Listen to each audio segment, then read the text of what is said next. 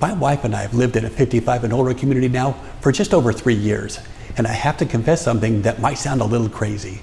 But the truth is, we hardly ever use the amenities that we're paying for. And I'm really starting to wonder, are we just not cut out for this active senior lifestyle? Hi, my name is Casey, and my wife and I moved to a 55 and older community here in Corona, California about 3.5 years ago. And I have to say, it hasn't been exactly what we expected.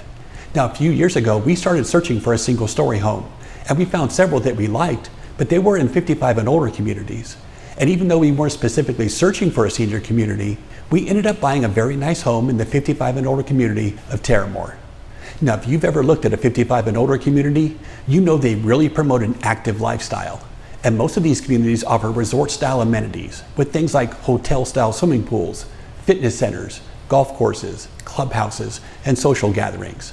So who would want this lifestyle, right?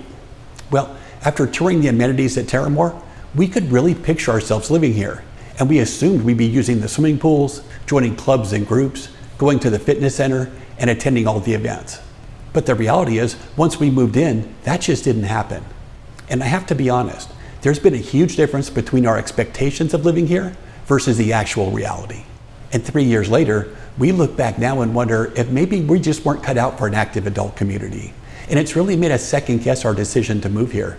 Because the reality is, we pay a lot every single month to have access to these amenities.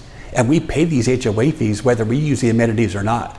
So it's left us wondering if we could have been better off in a regular community rather than a senior community.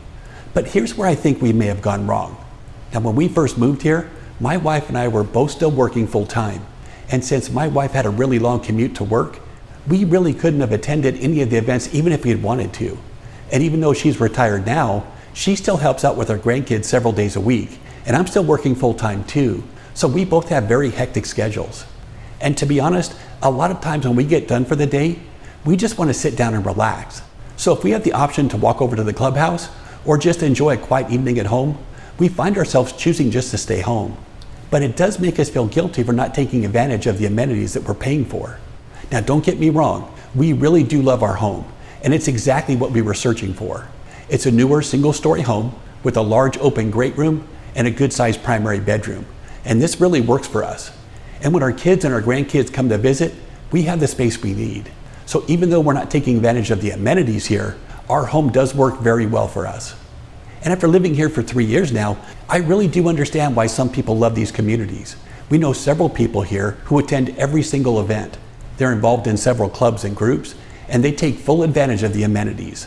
And for these people, this community is a big part of their social life, and it's a great way for them to stay connected. And these people are getting a great value for their money that they spend on their HOA fees. But it's also made us realize that these communities aren't a one-size-fits-all solution. Some people really love these communities, while others don't. Some people like the structure of having an HOA, and others feel suffocated by the HOA.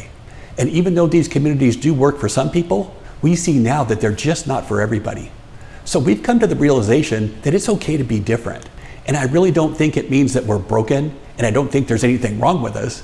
We're just living life a little differently than other people in our community. And some people love this community because of the lifestyle and the activities it has to offer, and that's great. But there are other people here, like us, who love the single-story homes, the low-maintenance yards, and the peace of mind that we get from living here. And having access to the amenities is nice, and maybe someday our lives will be different and we'll use them more often. But for now, this is what works for us, and we're okay with that. But I'd love to hear what you think. Now, if you live in a 55 and older community, do you use your community amenities as much as you thought you would? Or are you more like us? You can leave a comment down below if you'd like to share your thoughts. And if you're considering a 55 and older community, here are some things to think about before you decide. Now, do you like to get involved with others, or are you more of a private person? Will you really use the amenities, or do you think your interest will fade over time?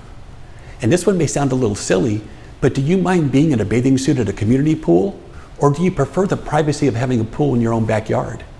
And look at your schedule. If you're still working or helping family members like we do, will you have time for clubs and events? And can you justify the HOA fees if you're not using the amenities? These are all questions that could really help you decide if moving to a senior community would be right for you. Now, I hope you found this video helpful, and if you did, I'd really appreciate if you hit that like and subscribe button down below. Now these things really do help a small channel like mine, and I really do appreciate it. Now thanks again for watching, and I'll see you in the next video.